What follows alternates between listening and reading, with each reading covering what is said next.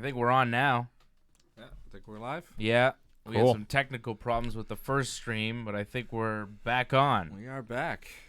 I don't know what happened there, but this is the Fyter Fest. This is the Fyter Fest post show. This is the Fyter It's Fest the one. live reaction show, the AEW show. Hopefully everybody that was on the other feed can jump on this one. AEW Fyter Fest. I liked it. I thought it was a very good wrestling program that we just witnessed. Jon Moxley in the main event beating Joey Janela. Great match. The Elite, Kenny Omega, Matt Jackson, Nick Jackson, the Bucks beating the Lucha Brothers. Another great match. Cody and Darby Allin going to a time limit draw. Fantastic stuff there. Top to bottom, this card was great. I'm giving it an 8.5 on 10. What are you giving it? 8? I gave it an 8, yeah, just below. Johnny? I gave it a 7. I thought the pre-show hurt it a lot. Yeah, you didn't like the pre-show. Well, I didn't see that three-way You didn't tag. see the good match on the pre-show. You saw the other two. And that was my start of the night, so that kind of really hurt it. Yeah, well, the pre-show was really good. You saw the best friends, Chuck Taylor and Trent Beretta, winning a triple threat tag team match against SCU, Scorpio Sky, and Frankie Kazarian.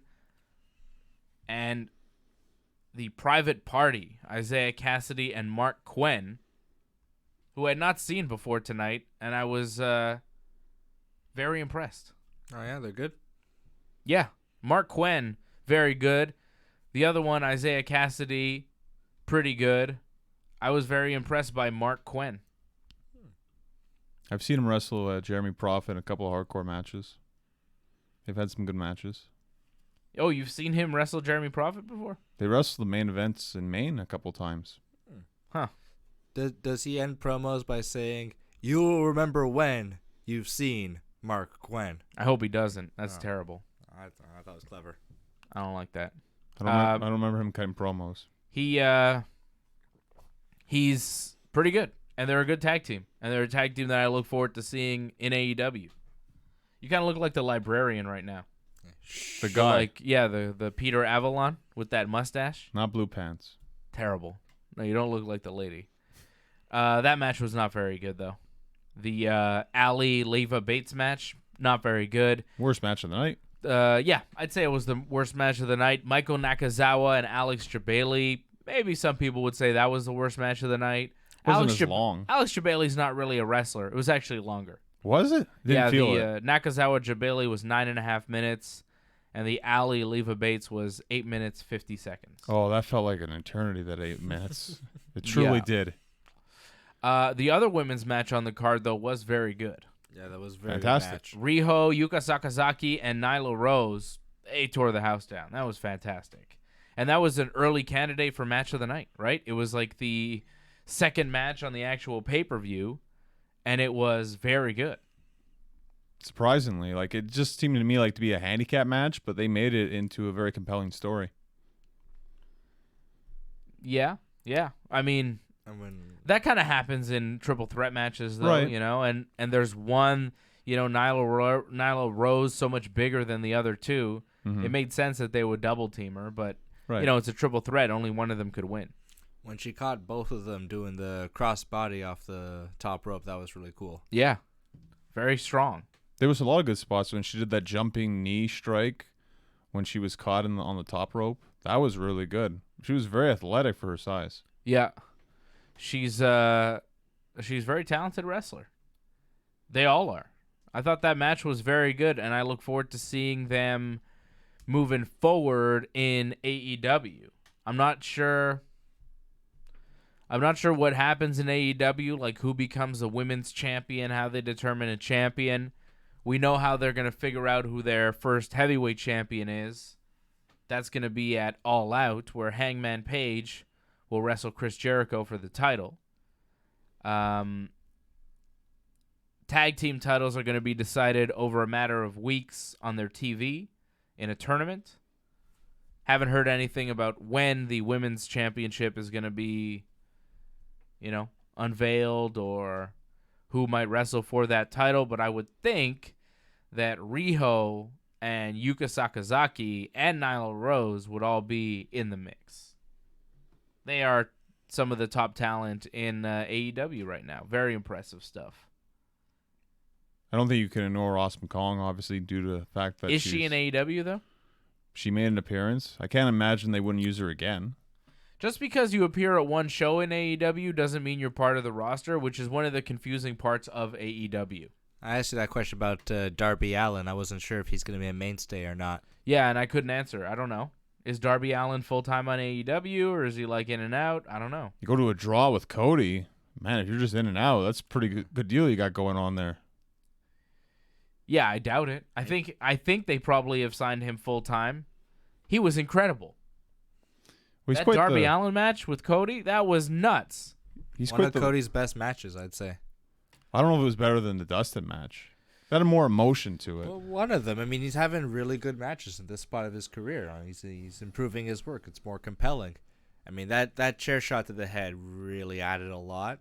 After the match. But yeah, that wasn't really part of the match, though. That was also separate. That bump that Allin took on the apron, and I don't know, Cody, crazy. Cody added enough drama. He can go in those big matches. He doesn't necessarily need to be carried. Like he's very good. I thought the match with Dustin was better, but this was different. You know, I thought they were both very good matches and can kind of stand alone as excellent matches. It's hard to say one was better than the other, but, you know, I think the Dustin and Cody match told more of a story, and it was a little bit more of a complete match. But I thought tonight was crazy. I mean, Darby Allin, I was expecting him to really put his body on the line and go all out, and he really did. Like you talked about, that bump off the top rope, he went to do like a... It's like a trust fall. What? Like a trust fall like onto Cody, who was like on the apron. Cody moves out of the way, and this guy hits the apron with the side of his back and his shoulder, bumps off that. Like, how do you not injure yourself seriously with just that? And that wasn't all he did. Darby Allin is very impressive. Like, I've seen Darby Allin a little bit kind of in the run-up to Fyter Fest. I've seen him on the road to Fyter Fest. I've watched some YouTube matches to kind of familiarize myself, and now watching him tonight, I'm a fan. Like, I'm a big fan. I want to see everything this guy does from here on in. The guy leaves it all in the ring. Goes with the name. What do you think? I think he's a bump machine. There's no question about it. Yeah? He loves to kill himself. You're a wrestler? What do you think about a guy like that? He realizes he's not the biggest guy. He's definitely probably one of the smallest guys I think they have, but he makes up for it with his athleticism. Yeah. And the fact that he's willing to pretty much take anything. Yeah. You can't ignore that. Yeah, he's fun to watch, right? Like, don't you want to see his next match? I want to see him against a different opponent because I feel like with Cody kind of bullying him around, it didn't fit right because Cody's supposed to be this hero in a sense, and it felt like he was kind of the villain in that one. You thought Cody was the heel in the match. He was a bit of a bully throughout the whole match. Yeah, he was bigger than Darby. It did feel at times that Cody was maybe the heel in it. But you say he's like a bump machine. He's not just a guy who takes crazy bumps. He's also very talented. Like, you see the way he moves around in the ring. His footwork is impeccable. The guy can really move. He's got great agility. Yeah. The way he jumps around from rope to rope and flies over the top rope, the things that he does.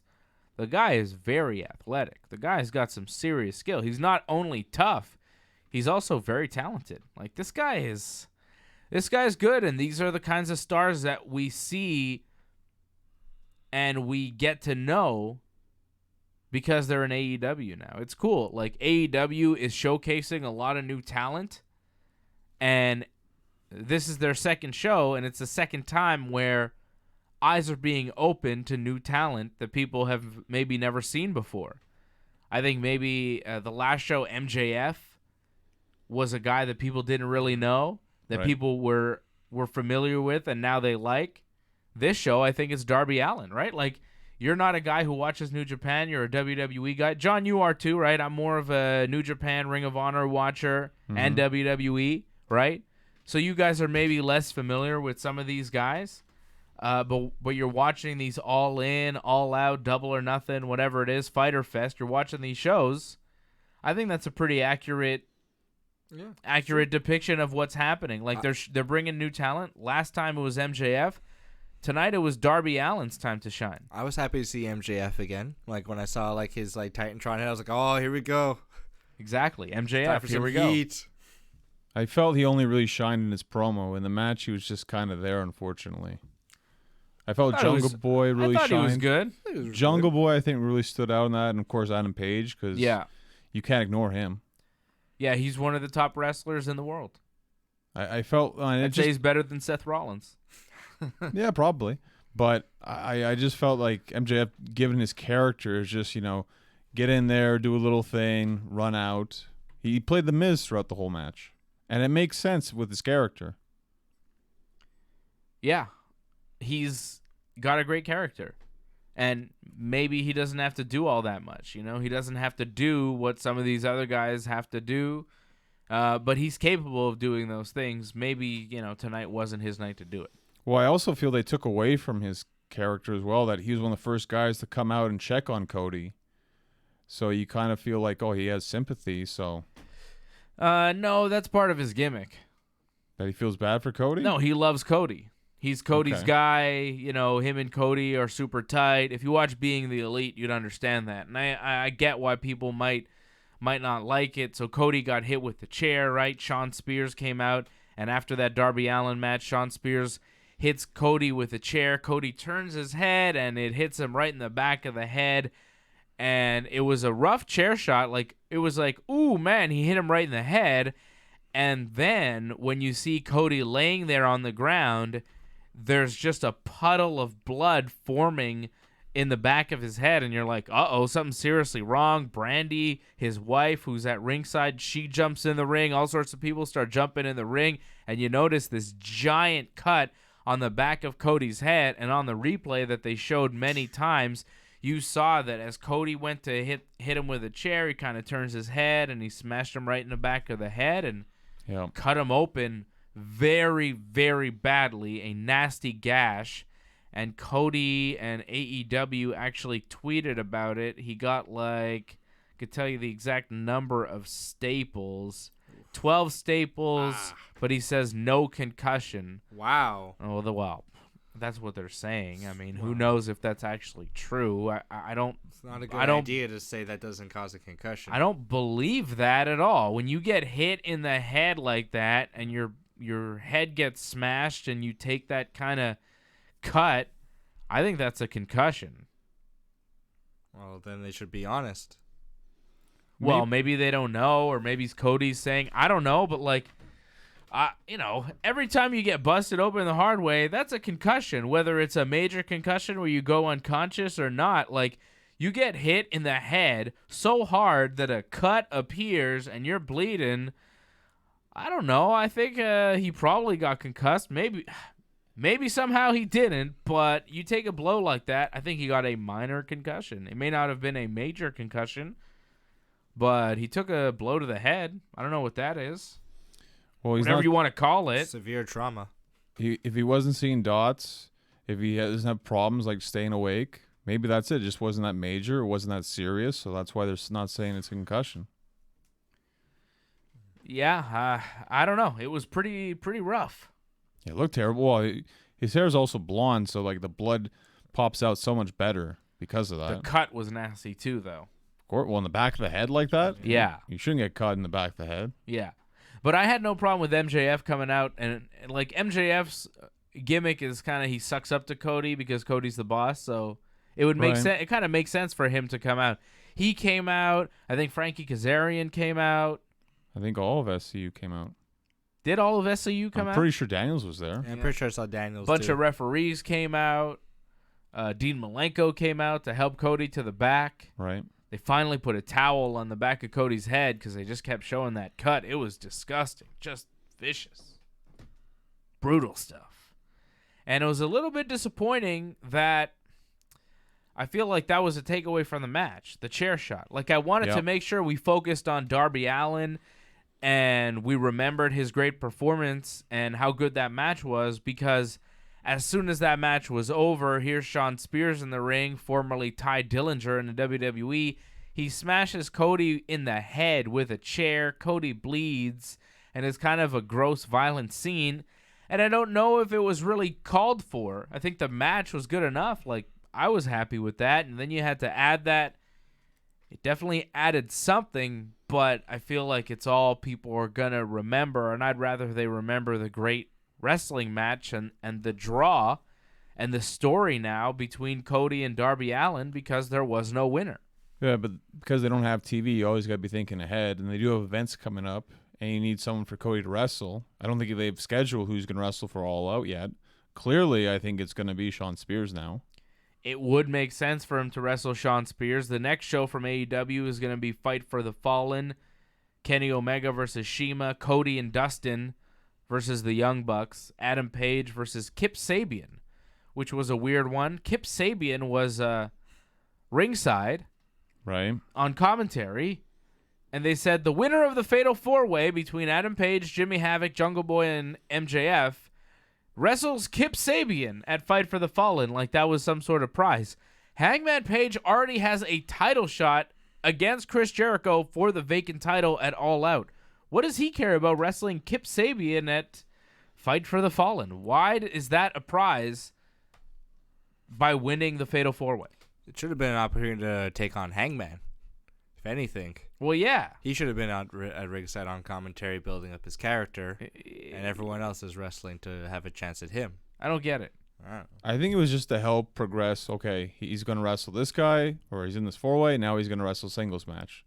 And that's pretty much it. They didn't have anything else, pretty much. The only thing I can understand by it is on the Double or Nothing pre-show, Hangman Page won and Kip Sabian won. All right. So maybe something. I don't know. I have no idea. It was weird. It was one of the weirder things that they did on the show. Chair shots to the head. What do you think? You're a pro wrestler. You're in this business. You want to take a chair shot to the head? It depends on the situation. I feel like in that kind of situation, it added to it. So I think it made sense to do it. So you had no problem with the move? You had no problem with them doing that? No. I didn't love it.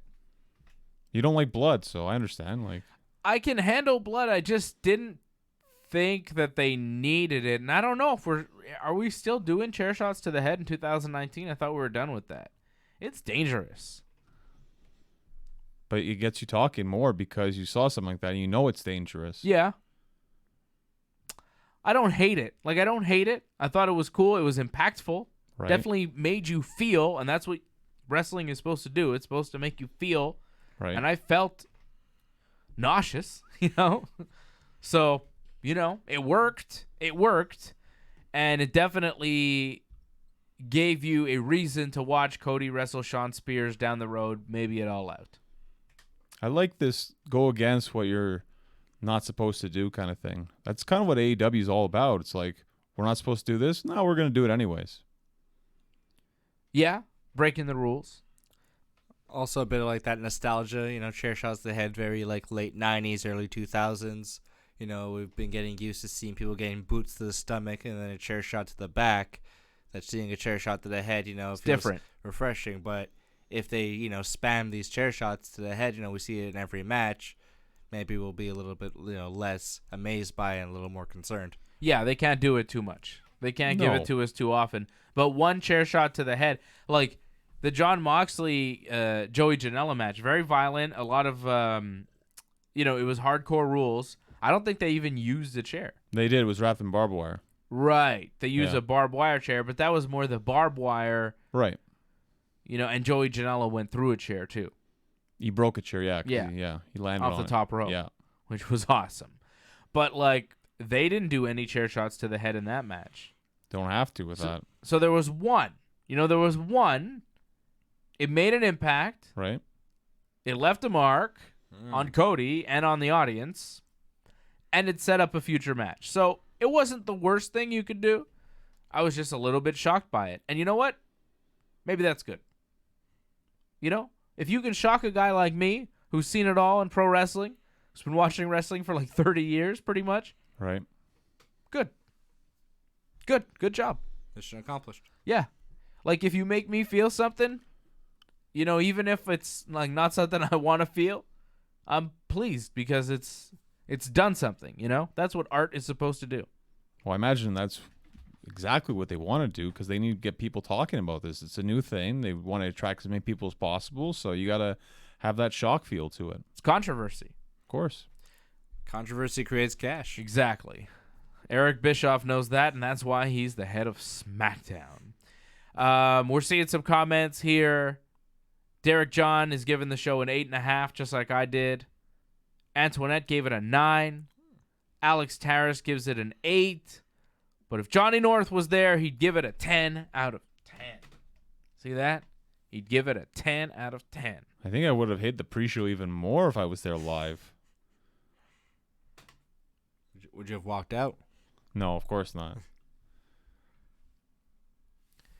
So, what was your favorite match on the card? What was the match of the night? Wow, that's tough.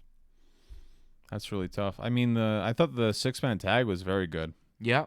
Yeah, I'd agree with that. Especially like a lot of the Street Fighter references that they put into it.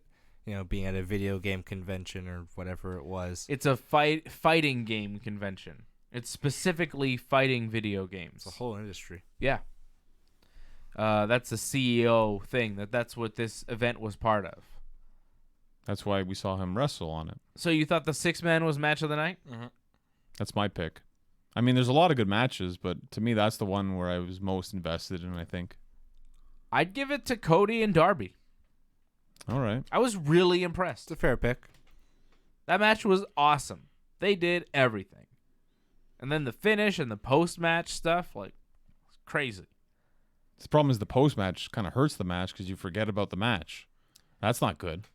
But if you try and remember the match, you Right, will remember yeah. how awesome it was. I just hate that it's an afterthought, and it shouldn't have been, but Yeah. when you treat it like that, it's like, wow, I guess I shouldn't have cared as much as I did.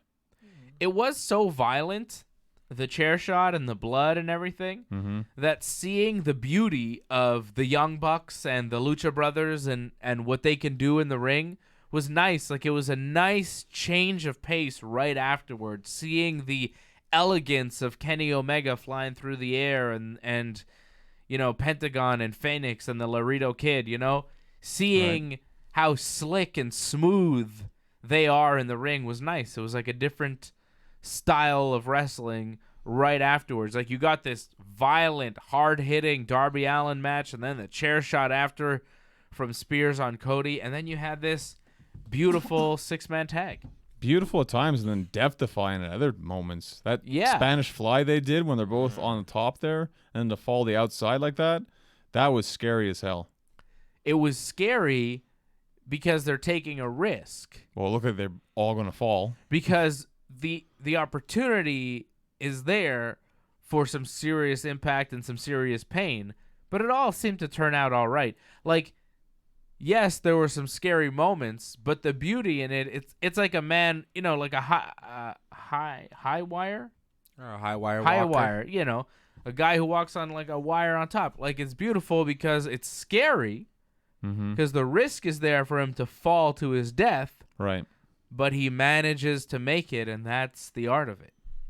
He manages to walk across, and that's what the Lucha Brothers and the Bucks and Kenny and the Laredo Kid did tonight. They managed to walk across and just complete the journey. You know, like, they're all on the top rope. It looks like they're gonna fall on their heads, and then boom, they all land perfectly, and it's perfect.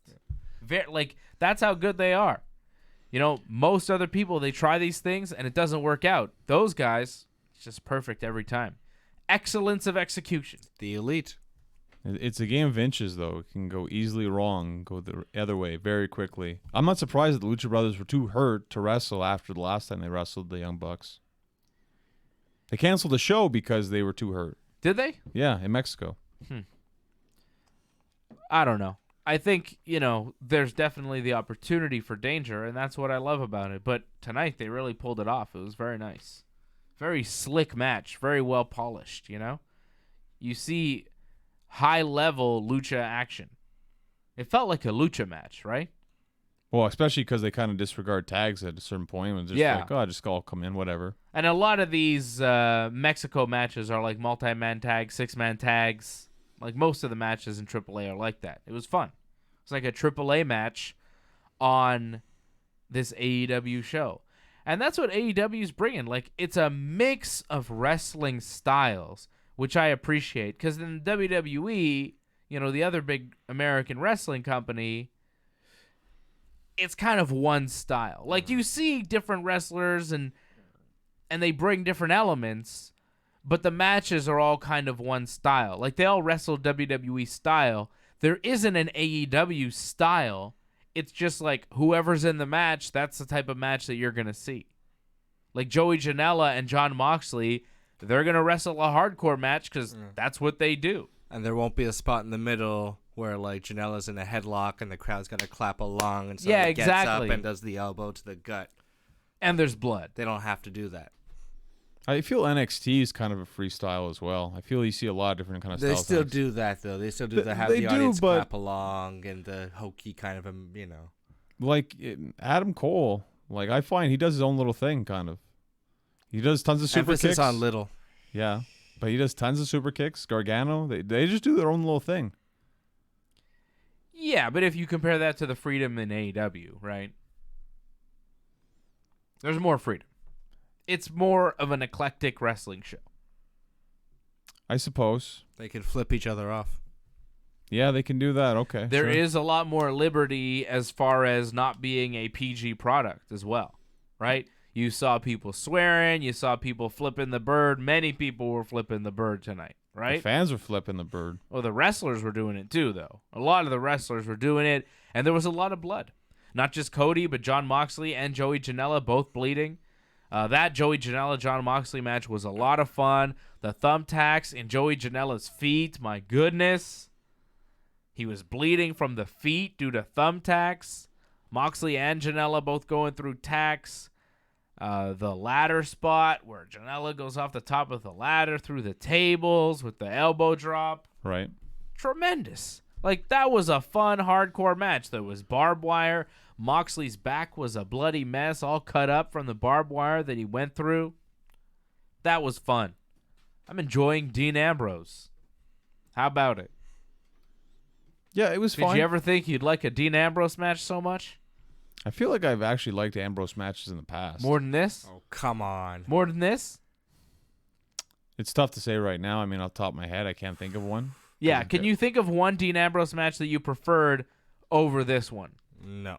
Well, not at this moment in time. But I remember... Not at this moment in time. Well, I'll give you time. Well, let's wait. We'll wait. Not even those, like, 6-man with the Shield. None of those were good.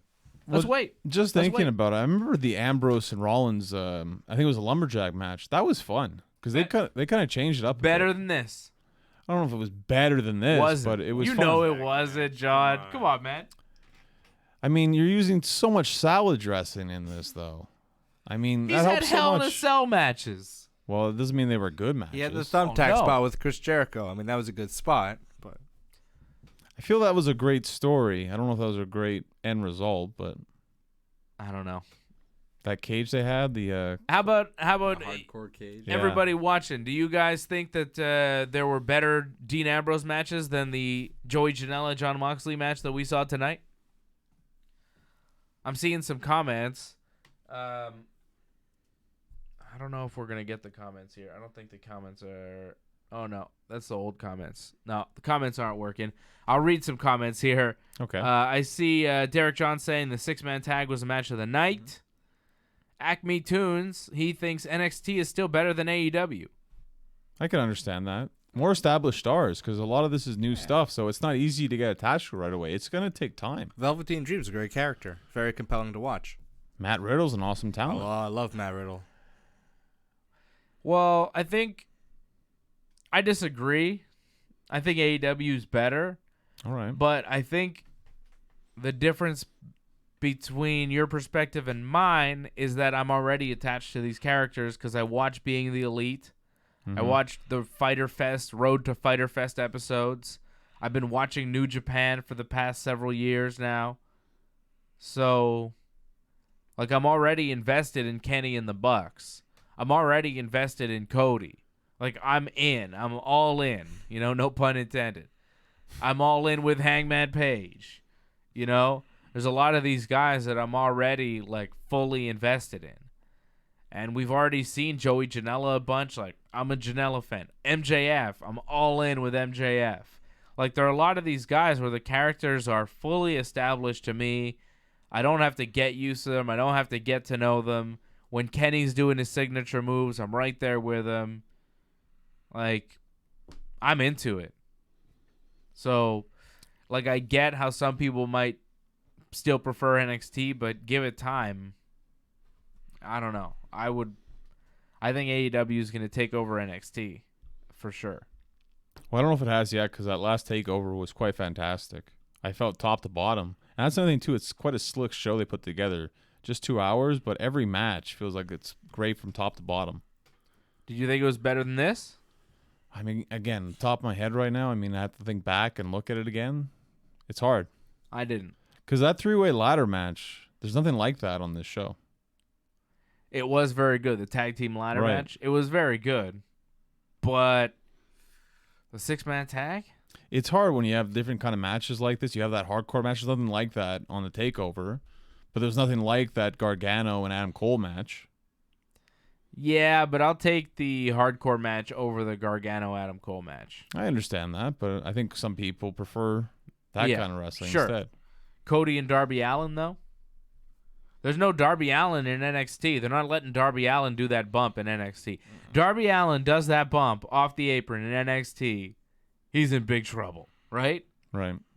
I like the freedom of AEW. You can kind of do things that WWE wouldn't let you do.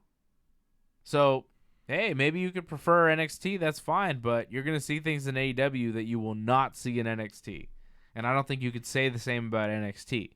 You know, I don't know if there's that much you see in NXT that AEW won't be able to reproduce something like it. You still have a lot of great talent in NXT. It's hard to not believe they can't innovate something. I mean, the fact that they had Ricochet, someone like that is like 1 in a million kind of guy. I'd also say NXT's women's roster is probably deeper. I mean, yeah, AEW's got a lot of talented women, but Io Shirai, Bianca Belair, Shayna. What's Johnny Gargano's wife? Alexis, or what's her name? It's not coming to me. It's not coming to me either. But he has a wife that's there. I keep thinking Kaylee Ray, but it's not her. It's not Kaylee Ray. I know. I was thinking that too. It's something like that, though. I'm sorry. Whatever your name is. It's Candice LeRae. That's it. Yeah. I was thinking... She's a good wrestler. I was thinking didn't know her name. Alexis Lurie, which was Mickie James's like name before she was Mickie James. Yeah, like OVW. Wow. Candice LeRae, LeRae, stuff Alexis like Lurie. Wasn't that Mickie James' name? I think so. Alexis Very odd Lurie. trivia that you pull up here, right here. Yeah, wow. yeah, Mickie James. She was Alexis Lurie before she was Mickie James. I confused Candice LeRae with Alexis Lurie. Wow. I'm old school, brother. OVW. That's right. OVW was NXT before NXT. Right. So, I don't know. I mean, some people might prefer NXT. Some people might prefer AEW. I don't think it matters. I think they're all doing good wrestling.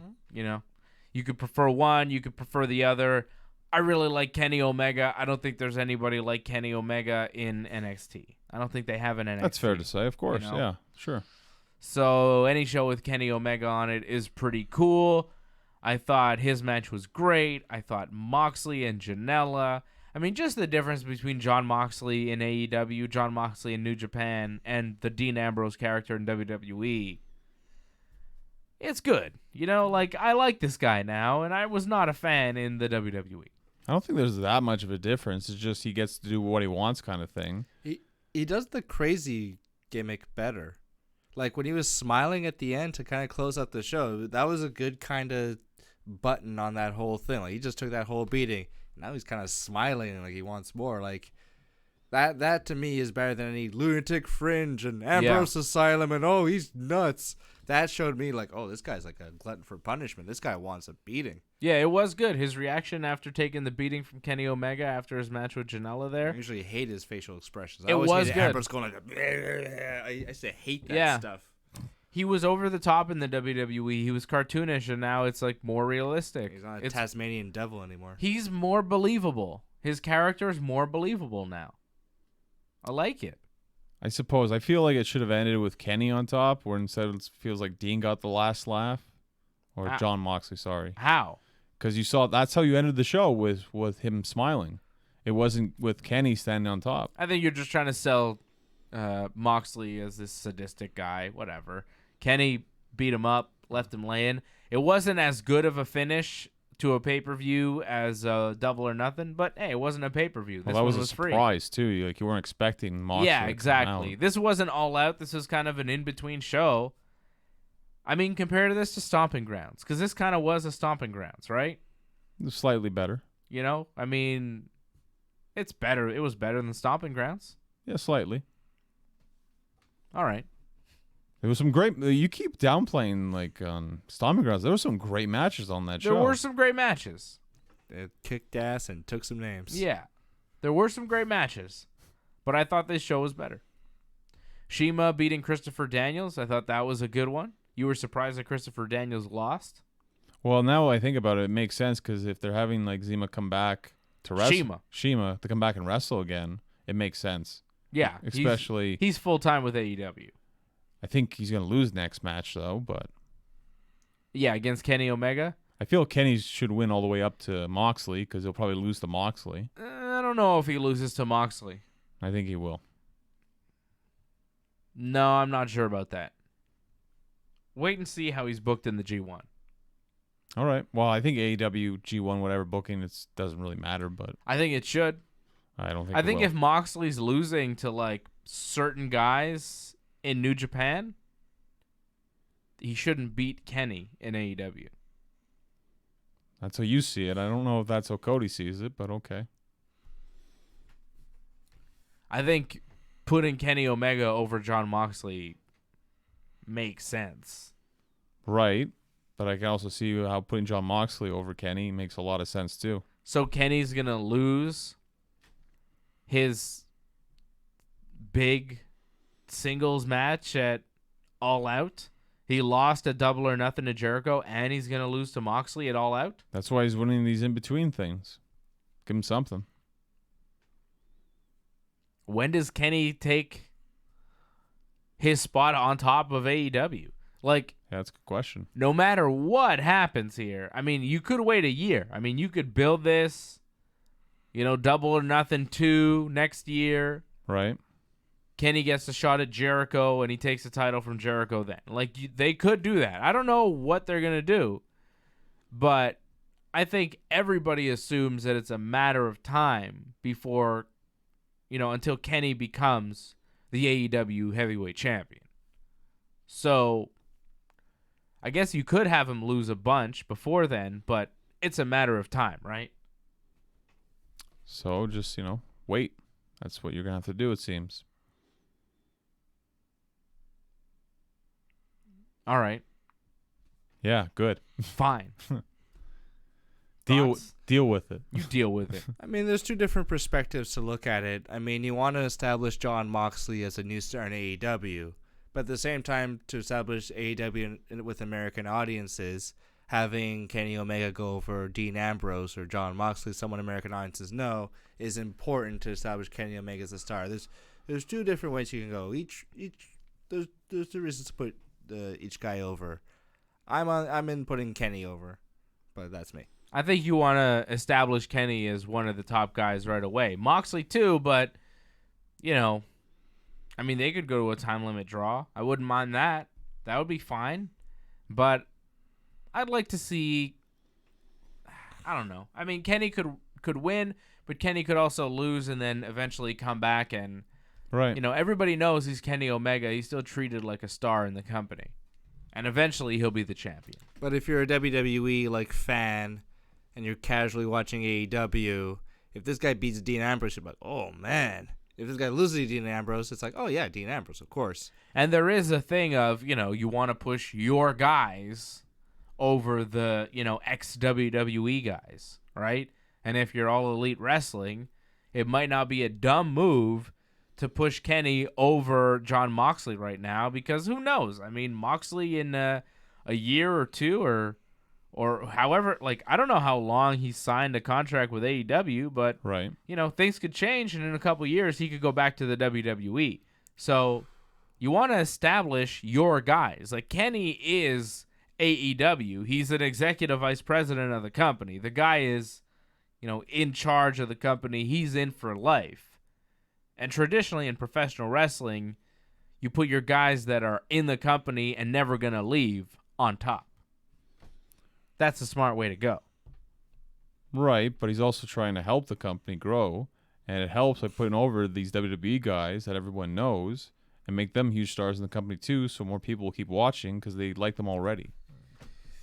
Yeah, I'm sure they're having these discussions right now. Two avenues. It could go either way, but I don't really know if you want to put an ex-WWE guy, who just came in, over your top guy. And Kenny is the top guy in AEW. Who's coming off a loss, Jericho, at the pay-per-view. Yeah. An ex-WWE guy. So Yeah. It's already happened. Yeah, okay, but an ex-WWE guy who is a legend, who is instrumental in the creation of this company. This company exists with or without Jon Moxley. This company does not exist as it is without Chris Jericho. Thank you, Chris Jericho, by the way. But he got people talking. Everyone was talking about Jon Moxley because he showed up. Sure. People would have been talking about Double or Nothing either way. I think he added a lot to it. Of course, but... So any old guy from, you remember in TNA when they would just put any old guy from WWE over their guys? AJ Styles was a guy in TNA, or Samoa Joe, and then here's Ken Anderson from the WWE. He was a mid-carder in WWE. He comes to TNA, and he's beating Joe, and he's beating AJ, and he's a top guy. And how'd that work out for TNA? So do you really want to repeat that? They had their moments, though. Fuck. Yeah, well, with Kurt Angle, Kevin Nash, not, Mr. Kennedy, or who else jumped How over? did it work Shannon out Moore. long-term? Long-term pushing WWE guys over your own homegrown guys. How does that work out long-term? Look at the WWE. They're a very successful company. One of the reasons why they've stayed so successful is they take outside guys and use them to put over their homegrown guys. They've done it for years, and it's been a very successful formula. It's just simple wrestling math. Why are you arguing simple wrestling math with me? I'm just saying they've changed it too. Math. They've changed it too. AJ Styles wasn't one of their homegrown guys. You have a 33rd and 3rd% chance of beating me, John. I'm going to get into Steiner math, and I'm going to really baffle you. All right. You got no answer for that. You got nothing. You can't beat Steiner. It's getting late. People are commenting, saying that Acme Toon says his biggest fear with AEW is the Elite putting themselves over every match.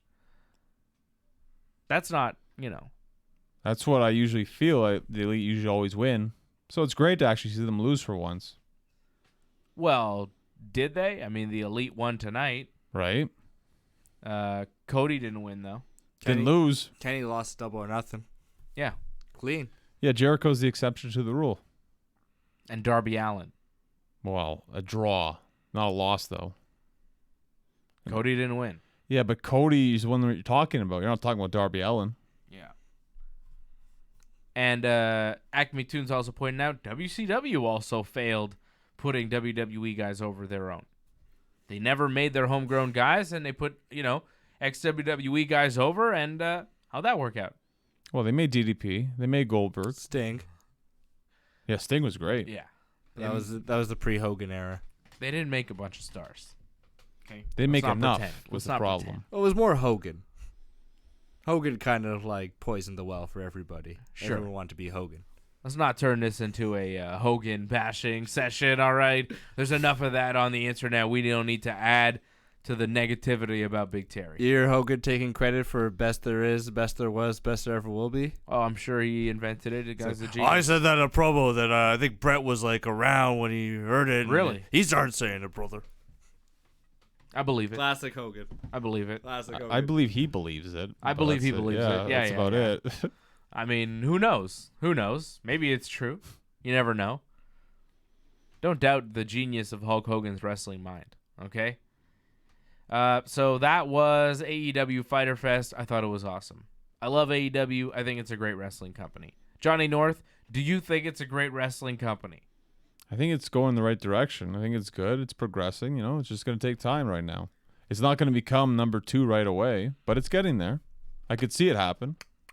You don't I feel think it's already there. You don't think it's number 2 in North America? Not quite.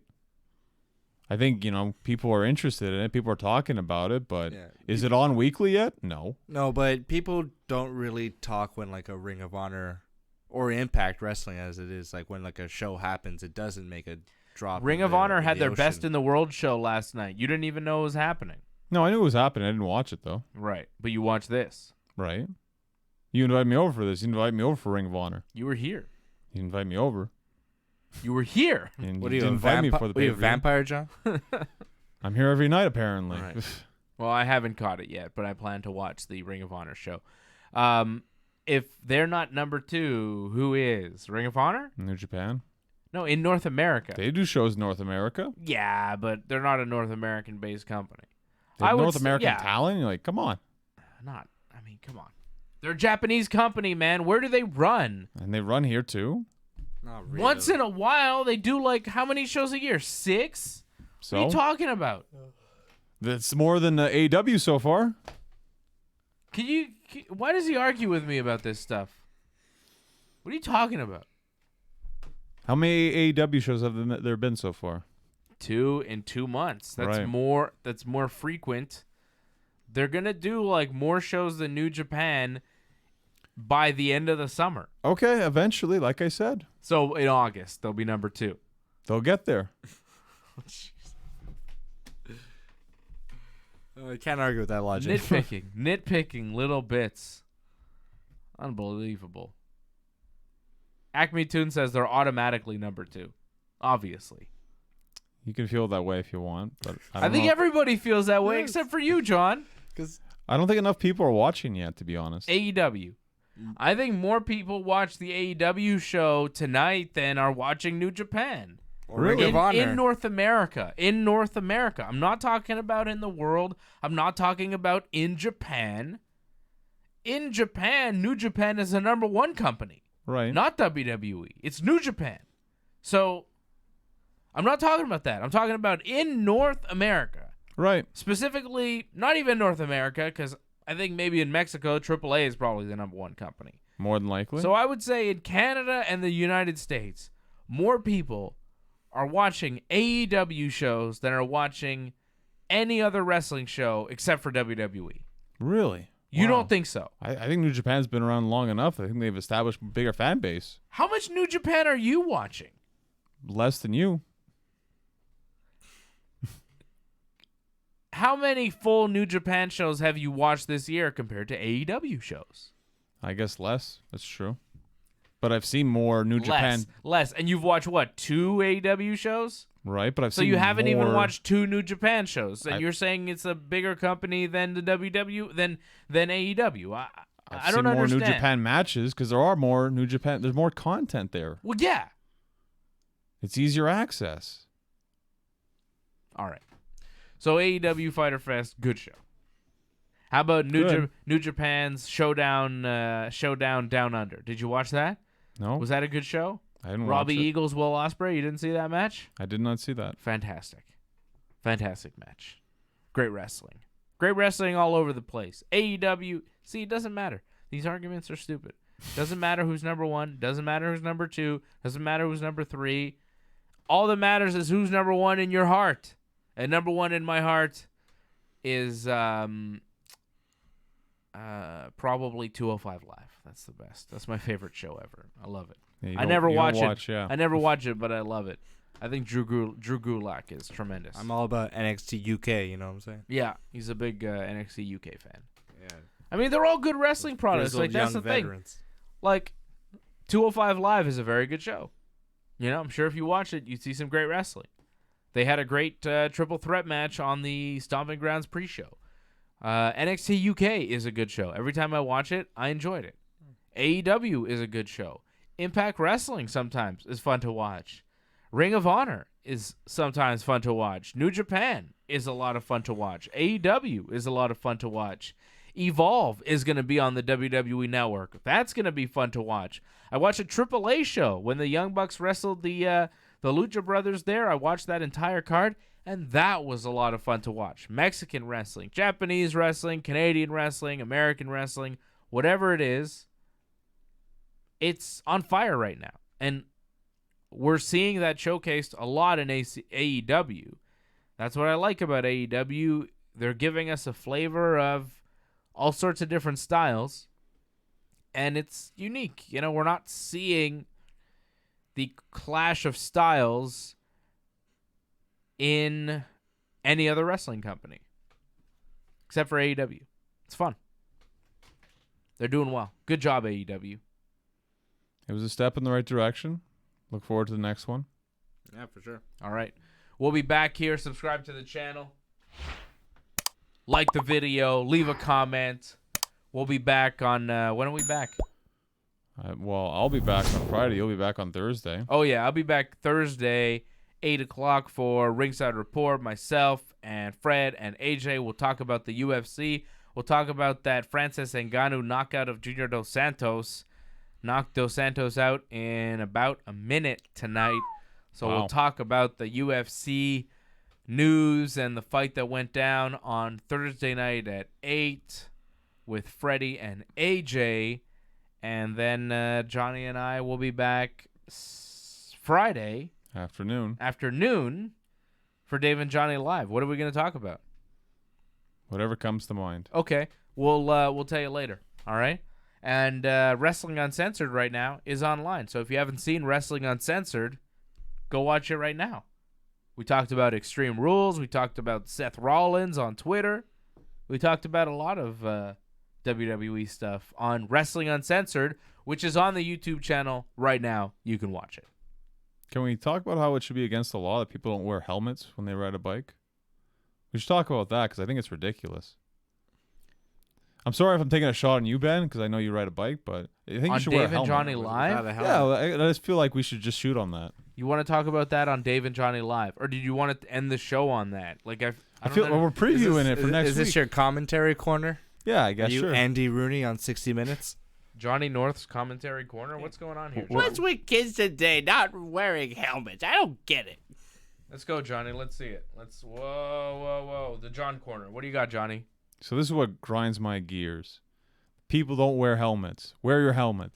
Well, you just switch the camera. Like Yeah, whatever. I'm over it. Why should they wear helmets, John? Safety. Safety's a priority. It should be law. Do it, Ben. Do it. Okay. That was a super weird ending to the show, John. Can't argue with that logic, ladies and gentlemen. John- Johnny North destroys cyclists with facts and logic. My confusion with you is like at an all-time high. I don't know what is going on with you. What? I just think Saying people should be safe. AEW isn't the number 2 wrestling product, ending the show with some sort of strange bike helmet rant. What is happening? What is happening? What, you Are can't ram Are people? you getting old? What's going on? Everyone's getting old. That's philosophical. All right. Thanks for watching, everybody. Sorry for the technical issues. It was a whole deal. I don't even know what happened. We're all getting old. But we're on. We were on, and the show is now over. Hope you enjoyed the show. Hope you enjoyed Fyter Fest. Join us for more later.